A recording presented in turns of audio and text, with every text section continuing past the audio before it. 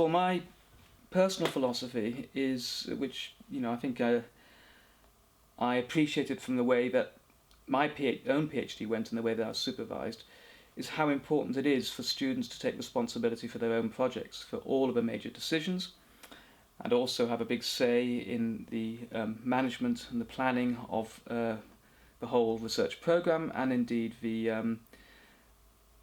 research training support grant funds that are available to support their work. So I think the students have to manage their own programme. Of course they need to get advice and guidance from their supervisors, but in the end it is the students who need to take charge.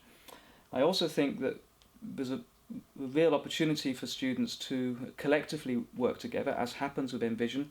For instance, a set of Envision students are collaborating with those from 2 other doctoral training programmes to develop and manage the programme for a doctoral conference next year called Dr. Forest, bringing in students in the forest sciences from around the country. And the students themselves are taking full responsibility for that, engaging with stakeholders, identifying speakers and so on. And I think that is really relevant in terms of experience and skills for a wide range of opportunities in the world of work. I think students also need to be strongly encouraged to present their research to both peer audiences of fellow students, academics in scientific conferences and so on, as well as prepare outputs relevant to the general public. For instance, Envision is running at the moment an animation competition for students to put in a pitch for a proposal to get a full animated film of describing their project area.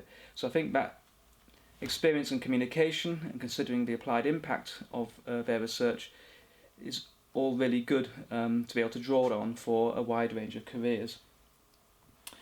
The other thing which is actively promoted in Bangor and through schemes like Envision is to provide opportunities for students to take work experience placements. There's always a bit of a tension between the time taken for that and time required to carry out the student's main research project, but I think it's so important for students and for supervisors to be really supportive of the opportunity for students to work in a policy, industrial or other context to increase their experience in these areas.